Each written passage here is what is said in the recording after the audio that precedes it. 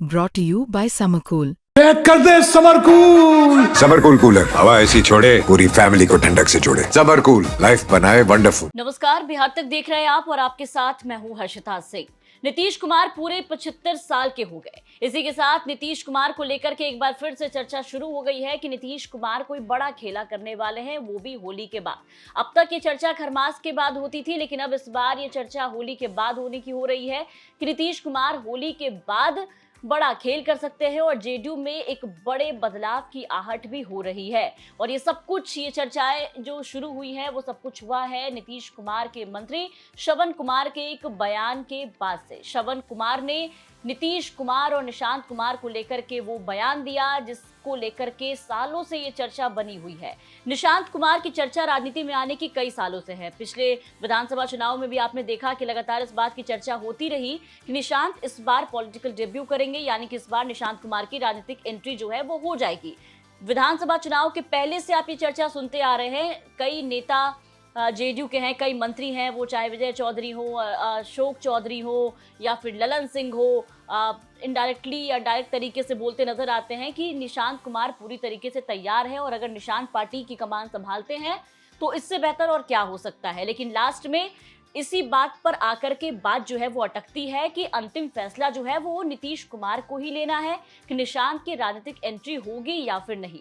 और निशांत को लेकर के नीतीश कुमार कभी खुल करके कुछ कहते नजर नहीं आते और यहीं पर निशांत की एंट्री पर कहीं ना कहीं जो है वो रोक लगती हुई नजर आती है या फिर मामला फंसता हुआ नजर आता है। लेकिन अब श्रवण कुमार ने साफ साफ निशांत की एंट्री को लेकर के बड़ा बयान दिया और साफ साफ ये कह दिया कि जिन लोगों को सालों से इस बात का इंतजार था, जो चर्चा सालों से हो रही है कि निशांत कुमार को आना चाहिए राजनीति में, तो उन तमाम नौजवानों को और तमाम उन लोगों को जो निशांत कुमार के इंतजार में बैठे हैं उनको बता दें कि इस बार निशांत के आने का जो पूरा प्लान है वो तैयार हो चुका है और जल्द ही निशांत कुमार की एंट्री होने जा रही है।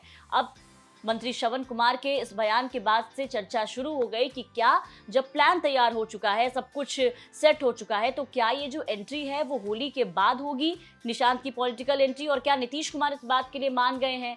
अभी राज्यसभा सीट को लेकर के जिस तरीके से कश्मकश चल रहा है वो आप देख रहे हैं कि राज्यसभा की जो एक सीट है वो फंसती हुई नजर आ रही है। चिराग पासवान ने साफ साफ ये कह दिया है कि निश्चिंत है और ये एक सीट जो बची हुई है वो एनडीए के ही खाते में जाएगी। और यहाँ उपेंद्र कुशवाहा की जो टेंशन है वो बढ़ती हुई नजर आ रही है।